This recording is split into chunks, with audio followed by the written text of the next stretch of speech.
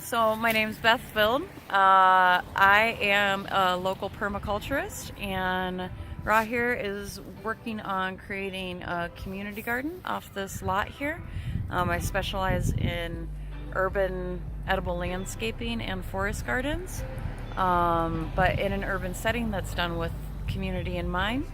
So I think as I put the design together and help him kind of figure out what's going to be best for the actual soil and nature of the lot, it'll be his job to then go talk to his neighbors and get them on board and organize the community around what's going on here.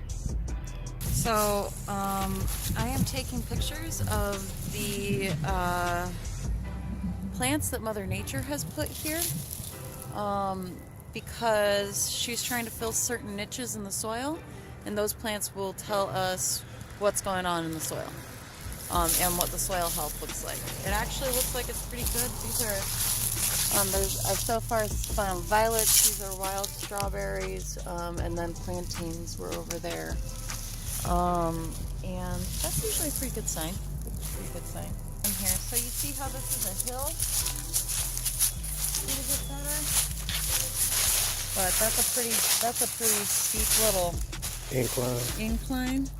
So that means all your soil is starting to erode this way. And I would highly suggest even starting at that incline right here, because you can build a bunch of really great soil here, but if it's eroding down the hill, it's not going to matter. It's just going to wash away. You can still do raised beds, but no matter what, the soil underneath is going to, and which will also affect the soil in your raised beds, is going to keep eroding. I see. Regardless of if you just have raised beds. And if you do it in a way that catches water, you water less. Okay. And you can still do that as raised beds. Okay. And it'll actually, it'll be better for the soil health. You should make your own dirt. You don't need to pay for dirt. Screw that. That's silly white people in the suburbs do that shit. We can. I'll talk with some folks about being able to pick up some compost, because I need to for another couple other projects that I've got going on. But you can take. Did you learn about your browns and your greens when you compost in your class? Layers, right? Mm-hmm. So you can layer them on top of each other, and then you have beautiful black soil to work in. Okay, here's a mound, and this is the swale, right? So the swale is like the indented part in the ground. Mm-hmm. Yeah, and so a contour map shows you where the contour lines are. You can measure the contour lines. It's really super simple. I can show you how to do it. You can measure the contour lines, and then you just create ditches or swales where the contour lines are. And then you just make sure that one's able to feed into the other one. And what it does is it slows the water down as it goes down this hill. Okay. And so it catches water, and then you plant all of your plants in the mounds and that kind of stuff. Mm-hmm.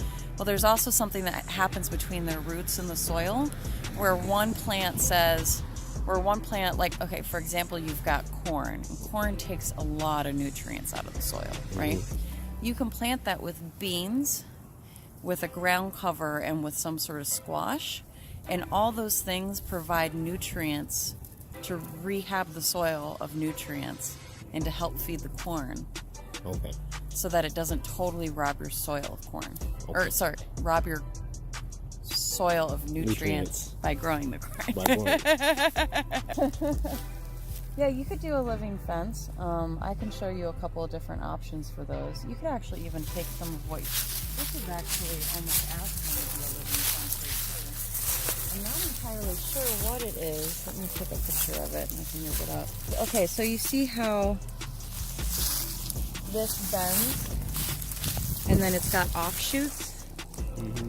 If you bury this, I'm gonna need gloves on because it's got spikes. Mm-hmm. If you bury it, and then you take each offshoot and you kind of twine them together and you bury it, you can just keep doing that. You can plant other plants like this along, and keep doing that, and eventually you'll create a living fence. Oh, wow. It's called coppicing. It's like an old English technique for creating living fences. But this is almost asking to do that. And it's right at the edge of this other fence. So you're kind of, you know, already got the lot trying to speak to you.